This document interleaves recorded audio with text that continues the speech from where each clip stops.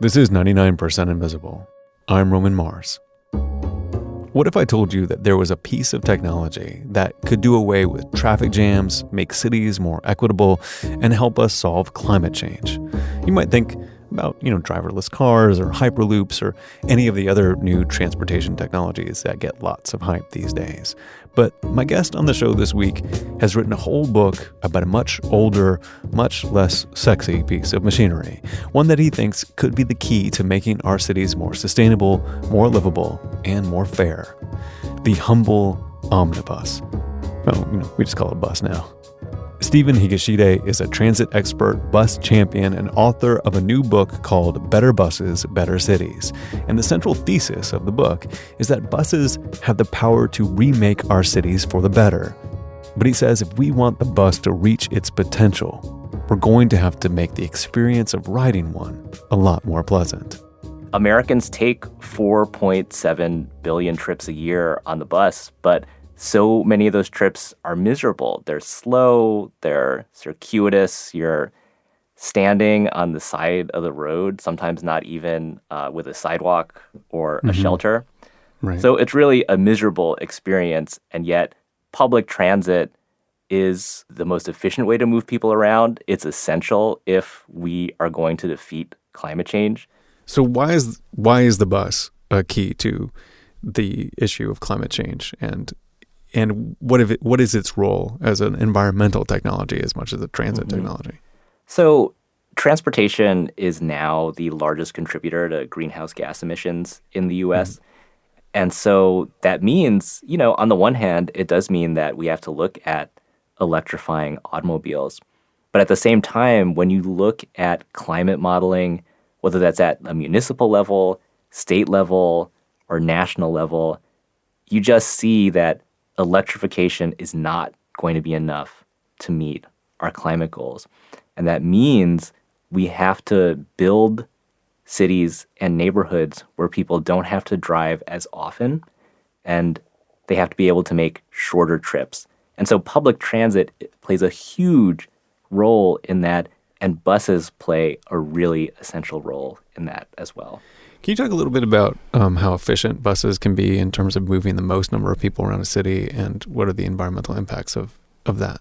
So the typical lane of general purpose traffic in the city, the typical car lane can carry perhaps 1,000 to 2,000 people an hour. If you have a bus-only lane, that jumps up to 4,000 to 8,000 people per hour. So that's far more efficient. And if you are giving over more of the street to transit and creating a transitway, now we're talking 10 to 25,000 people per hour. And it's really that fundamental geometry which makes transit so essential to cities. I think when most people think of a future that's like a more green future, they think of wind farms and solar arrays. They don't necessarily think of a bus. Yeah, I mean, the bus is very overlooked, but I think that if more people went to cities where bus service was convenient, it'd be pretty eye-opening. I personally was radicalized by taking the bus in London, where it seemed like practically every trip I wanted to make, the fastest way to do it was via bus. And sometimes that would be, 2 or even 3 buses, but the transfers were so convenient, the service was so frequent that I really experienced it as a seamless thing.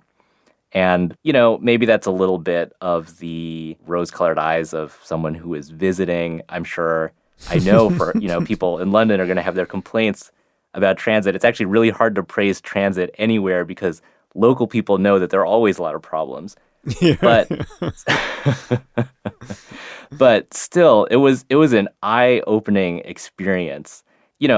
We don't have a huge number of good examples in the U.S., so I think it's a little hard for Americans to understand. But I've had this experience also on some of the buses in Toronto where, I open my phone to look at whether, I should bike or take Uber or take the bus. And so many of the trips there, I opened my phone up and taking the bus was faster than Uber, which is so Yeah. different from what I'm trying to get around in US cities. So why haven't we embraced the bus in the United States? I think there are a few reasons for that. The first is that in the US, I think often there is this obsession with technology and this idea that we are going to innovate our way out of traffic. And you see that when you see the amount of hype there is for driverless vehicles or hyperloop. You know, Elon Musk proposed a hyperloop for Chicago that was going to carry 2,000 people an hour, which is actually much less than you can carry in a regular bus. And then a lot of it comes down to political power and the fact that most people who ride buses in the US today are lower income, they're people of color. These are folks who have always been, to a large extent, shut out of the political system. And a lot of what it takes to make transit better involves organizing those riders and building a new kind of transportation politics. And there's also seemed to be a bit of, an effort to change perception. Like if you watch a movie and something bad happens to a protagonist and they lose a job or something bad happens to them, the next scene might be them on a bus and it's like a defeat almost. Mm-hmm, mm-hmm. In US media, there's this real class valence to buses. Yeah. In the show Atlanta, one of the early scenes is the main protagonist on the bus sort of complaining that his life hasn't gone the way that he wanted it to. Some people just supposed to lose. And there's this real association between the bus and not making it. And it's funny how much that doesn't exist when you look at popular media in Asia or the UK, where the bus is just like a park or a sidewalk. There are a lot of scenes with buses that don't seem to have any special significance because the bus is just part of the ordinary fabric of life and it doesn't have some broader connotation. And in a lot of ways, that's where we need to get in the US, where, the bus is just something that lots of people use when it happens to work out for them. And because we've designed buses well, it works out well for people in a much wider set of circumstances. What do you think is the most direct way to improve that perception of the bus and make people want to ride it? The most direct way to improve the perception of buses is just to make the buses themselves better. Yeah. Because you make buses better and more people start riding. That changes the perception of the bus. It creates the political energy to improve the bus even more. And it's this sort of virtuous cycle. Mm-hmm. And so I really think it doesn't start with marketing or communications or some new framing. It starts with actually creating a product that you can sell to people with a straight face. If the way to get more people to ride the bus is to make the bus service better, then city planners would do well to read Stephen's book. It's basically a manual for how to improve bus systems, drawing from examples from cities around the country where design decisions made riding the bus better for everyone. Stephen says that one of the most fundamental things you can do to improve bus service is just to make the bus run more frequently. In fact, there's this saying that the transit planner Jarrett Walker often uses, which is that frequency is freedom. Mm-hmm. Imagine if you own a car and, there's like this giant wall behind the car that only opens once an hour. And that's the only time that you can leave your house and go driving. That's basically what it's like if you live near an hourly bus route. And it's not much better if you live near a half-hourly bus route. Mm-hmm. It's only when you get to the stage where you have service every 15 minutes, every 10 minutes, every 5 minutes, that there's this real sense of freedom that you're not planning your life around someone else's schedule anymore. You can just show up whenever you want and feel confident that the bus is going to be there pretty soon. So frequency creates a sort of seamlessness and a kind of freedom that is really important. And that frequency is also really important to make networks work. it's not really possible to give every single person a door-to-door ride on a bus. That's sort of the opposite of transit, right? Transit is taking lots of people from roughly the same place to roughly similar destinations. And one of the ways that you do that really effectively in a network is by creating a grid, by creating frequent connections, where you have to have the confidence that if you get on a bus and you get off somewhere else to transfer, that's going to be a pretty seamless transfer. You don't want to have to worry that you're going to have to get off at some intersection and then be standing around for 25 minutes and who knows what sort of environment. So that's what makes frequent service so important. Okay, so step one is just to make the bus more frequent. That makes sense. And in the book, step two is also pretty intuitive, and that's to make the bus go faster. Now, obviously, we're not talking about, giving the bus a stronger engine or making sure the bus drivers like speed to the stop to stop. But you're talking about freeing the bus from traffic. So how can planners do that? Yeah, it's actually there's quite a varied toolkit that cities and transit agencies have when they want to speed up the bus. Very small things like how you place the bus stop makes a big difference. For example, if the bus stop is in front of the traffic light, that is going to tend to slow the bus down because it's more likely that the bus is going to get caught by a red light. Whereas if you put the bus stop after the traffic light, that tends to be faster. Right. Another thing that makes a big difference is how far apart bus stops are from each other, which I think is pretty intuitive. And then there's even how riders get on the bus. The general rule of thumb in the US is that people have to line up in this pretty long line often at the front of the bus and board one by one. And on busy routes, what transit agencies should be doing is all-door boarding, where you can get on at any door. Maybe you tap your card at a reader on the back of the bus, and that can, cut the delay down from 5 seconds a person to more like 2 seconds a person, which really adds up when you're talking about, 20 people getting on at a given stop. And then, what we really need in the most congested areas of our cities are bus-only lanes or even bus-only streets, which you're starting to see in places like New York City and San Francisco and Seattle, where at the busiest times, private automobiles are more or less banned and buses get the right of way. So in terms of bus-only streets, just recently here in the Bay Area, San Francisco banned private cars on Market Street. And that's still brand new, but I know they did something similar in Manhattan. Can you describe that effort? In the last few months, New York City has essentially banned cars on 14th Street. And this is an enormous advertisement for the bus. And it's an enormous advertisement for what cities can be like when we prioritize transit and don't give over every bit of street space to the private car. If you walk around 14th Street today and see the busway in action, what's amazing is not only is the transit fast, but the neighborhood is so much nicer. It's so much quieter without all the cars.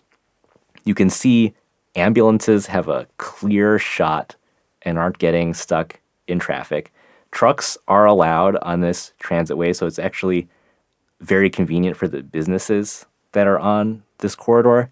And people feel safe and empowered to cross the street basically anywhere because there's so much less traffic. So it's a much more pleasant place to be, and we can create more neighborhoods like that when we sort of move the car to the margins and have great transit in its place. Is there always this antagonistic relationship between cars and bus systems? I do think that there has been and will continue to be tension between cars and the city because fundamentally you cannot scale up an automobile-based system of transportation and fit it into a city and have it work for everyone. Yeah. And, in the early 20th century, I think a lot of people realized that the car was doing great harm to the fabric of cities.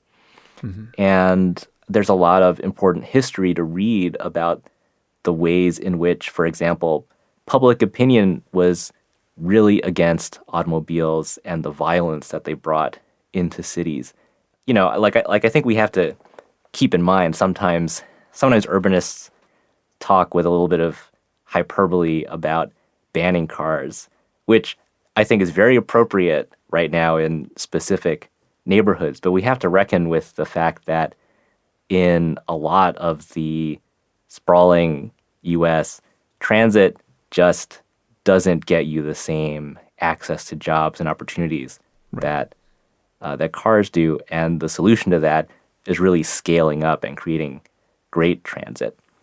But I do think that there is some tension there, and we do have to find ways to roll back the dominance of the automobile in our cities. I think it's interesting to think about the entire network that hooks into the bus. And one of the things you mentioned is that you also have to make the experience of getting to and from the bus easier and integrate that into the system that we're talking about. So how does that play a role in creating a vibrant and functional bus system? The walking experience really matters when it comes to transit. I mean, most people are walking on at least one end of their trip. And so the pedestrian experience really is the transit experience.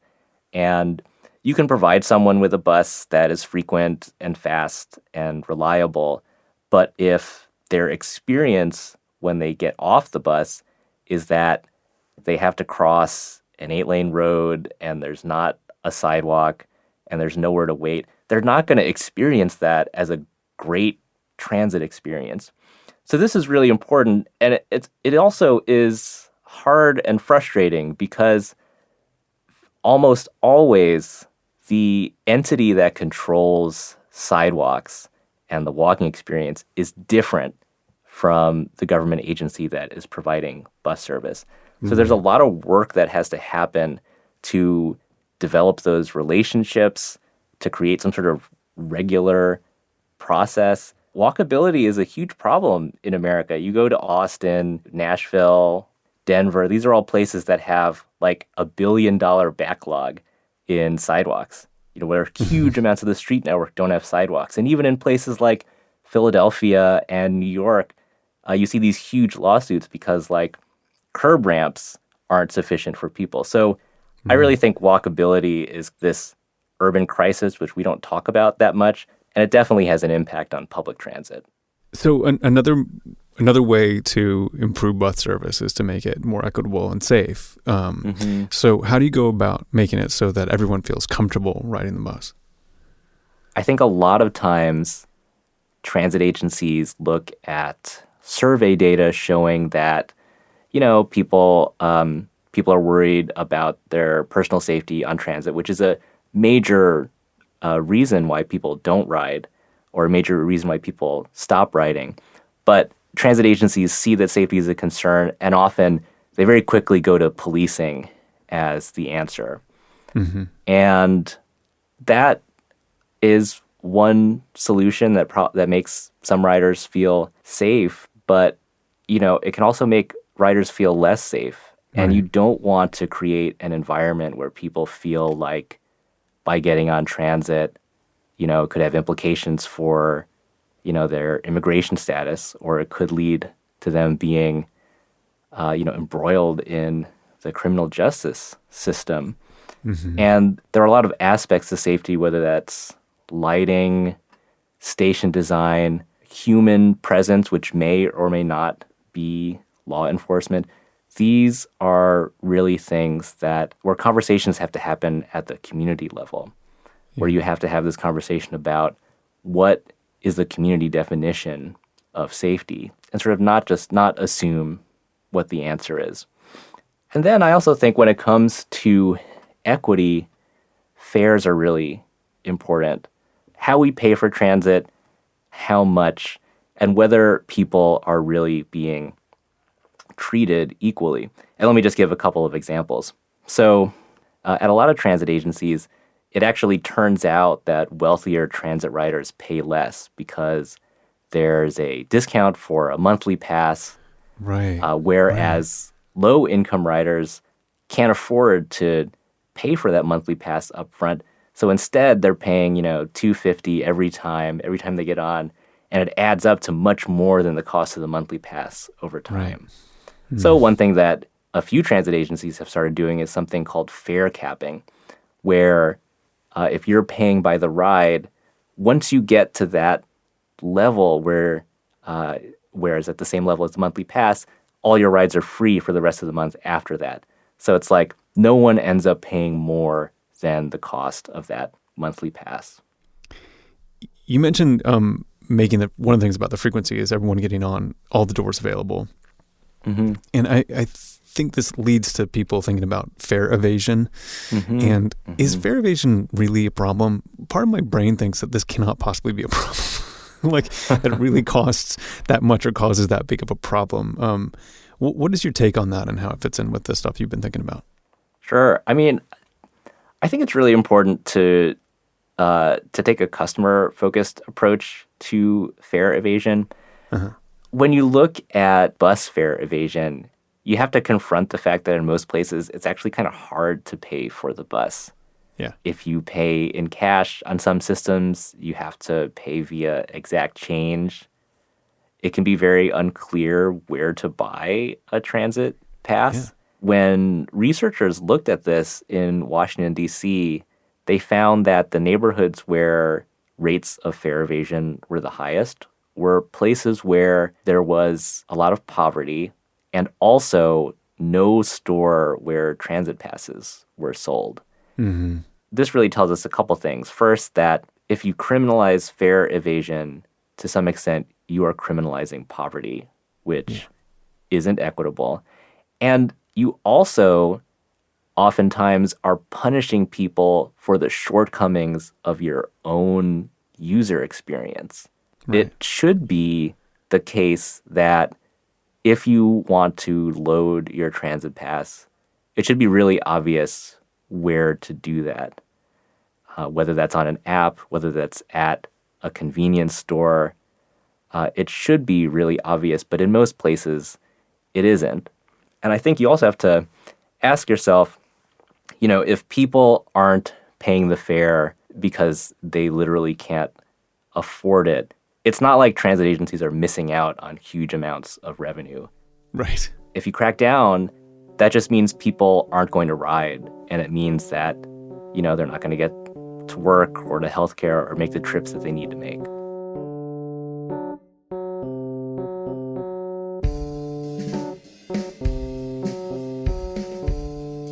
More about making cities better by having better buses after this.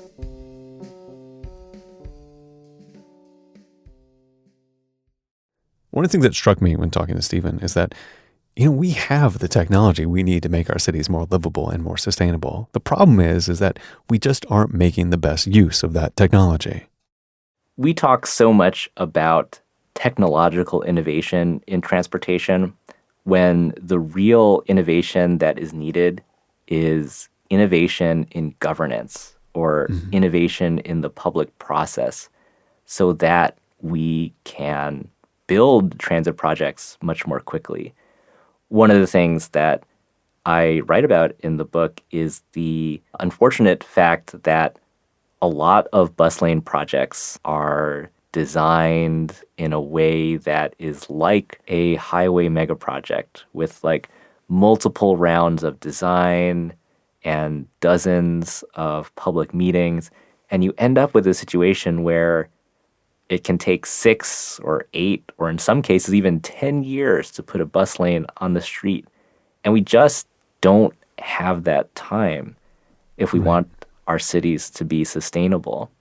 So there's a lot of innovation that can happen in the public process to make these projects happen more quickly. And in fact, cities like Boston and now Washington, D.C. and other places are adopting something called tactical transit, where they will put some cones on the street or just paint the street and test out a bus lane and measure the actual performance and survey riders. And the whole process takes, maybe a few weeks or a few months instead of multiple years. Yeah. That seems to be like one of the great advantages of the bus is that as a design solution, it's quite flexible. Like it's not on rails. It has all the good things that a transit system has. It has lots of capacity for people. But if you need it to turn the corner one block before the route that you've done for the past 10 years, you can just the driver just turns the it's a matter of just telling the driver to do it, and letting everyone know. Right. It seems like a designer's dream to have that type of ability to iterate and be flexible. Yeah. So a lot of what we have to do in cities is actually realize that promise. Planners talk about the bus being flexible, but then you look at Columbus not redesigning the bus network in 40 years, and you ask yourself, well, how flexible is it really? And in the U.S., I feel like you see a lot of business boosters and economic development advocates call for world-class transit. And what they mean is that they want a streetcar or something. And then when you actually go and look at world-class transit networks, it's robust bus service that then does feed into rail. But buses are sort of like the capillaries of the transit system reaching out to every place. What is the cost of us not investing in the bus system? The cost of cities not investing in buses is deepening inequality. In New Orleans, for example, for folks who live in New Orleans and have access to a car, you can access 80 to 90% of jobs in the city within a half hour. If you are walking and taking transit, that declines to 10%, 15%, 20%. It's such a smaller life. And if cities don't invest in buses, if they don't invest in transit, they really are pushing particularly low-income households into this really hard place where they feel compelled to buy a car because that's the only way to get access to opportunity. But that car ends up being a financial trap of its own. Right. We are at a point in the U.S. where automobile debt is at the highest levels recorded in history, and it's just not financially sustainable. So there are better ways, and the bus is a huge part of it. And even to the extent that because the bus can be so limited, it limits people's ability to participate in democracy. So in the book, I cite some work that's been done by Professor Kafui Ato at CUNY at the City University of New York. Mm-hmm. And he relates this story where he was talking with some folks on the bus in the Hudson Valley here in New York. And there are these plans to change the bus system there. And folks on the bus are talking amongst themselves as to whether the changes are going to be good for them. And it's this really rich discussion. So the bus driver says, oh, you guys really have some good ideas. You should go to City Hall and let them know what you have to say. And the bus riders just dismiss this immediately because the buses stop running at a time where if they go to City Hall and testify, they're not going to be able to get back home because the buses aren't running anymore. Right. And so it's not just access to jobs that we have to think about. It's access to civic participation. It's access to food. It's access to church. It's access to libraries. It's access to all the things that we really need to live our full lives. That's really what's at stake here when we talk about buses and public transit. So I want to finish up by talking about Houston, one of the cities you profiled in the book. And what struck me about this case study is that the city really dreamed big and really went for it. Can you describe Houston's approach and how it differs from the way cities usually do things? Sure. So the typical way that bus routes change is sort of a tweak here and a tweak there, which sort of adds up over the years, sometimes into these routes that squiggle all over the place, and there's not a single person who can really tell you why. What was really radical about the approach taken in Houston, which has been emulated in many other cities at this point, is that they designed the network from scratch. They sort of realized that the bus network had become less and less relevant to people, and in a lot of ways hadn't fundamentally changed in decades. So it wasn't really something that was worth building on. So instead, they asked, if we were designing this from scratch based on what we know today about how demographics are changing, about where the job centers are in Houston today, what would that system look like? And so, they drew it that way, and the result was a system that put 1 million additional jobs and 1 million additional households within walking distance of frequent transit. It's really quite an accomplishment.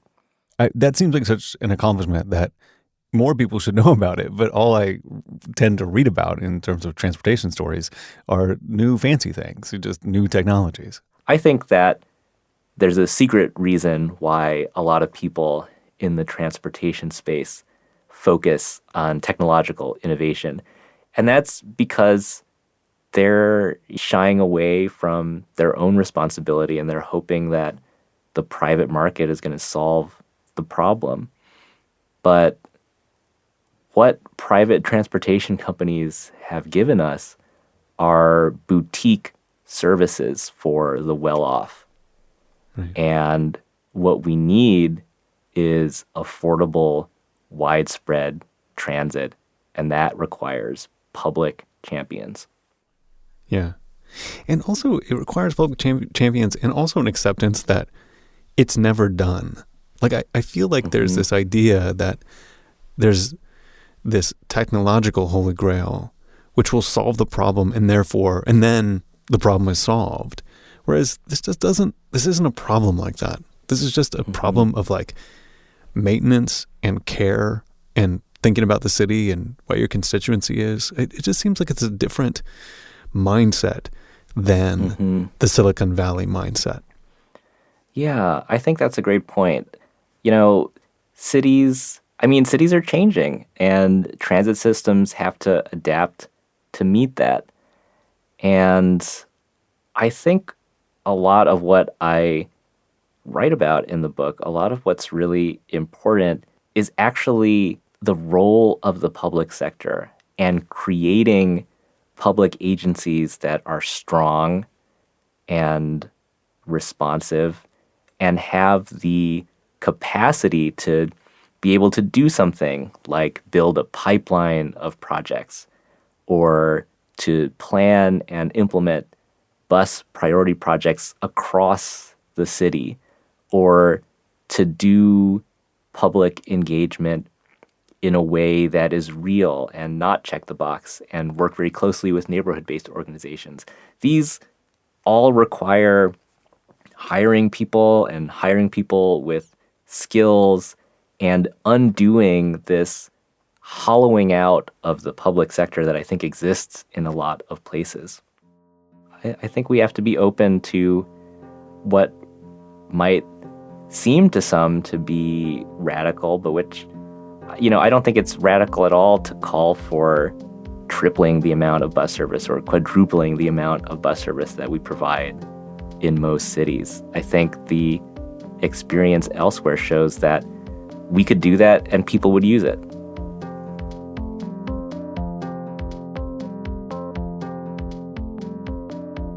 Stephen Higashide's book is called Better Buses, Better Cities.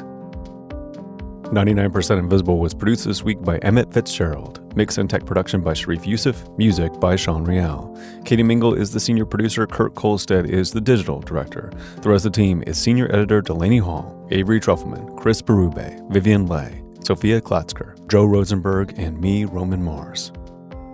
We are a project of 91.7 KALW in San Francisco and produced on Radio Row in beautiful downtown Oakland, California. 99% Invisible is a member of Radiotopia from PRX, a fiercely independent collective of the most innovative shows in all of podcasting. Find them all at radiotopia.fm. You can find the show and join discussions about the show on Facebook. You can tweet at me at Roman Mars and the show at 99pi.org. We're on Instagram and Reddit too. But you can board the express bus to 99% Invisible at 99pi.org. Radiotopia.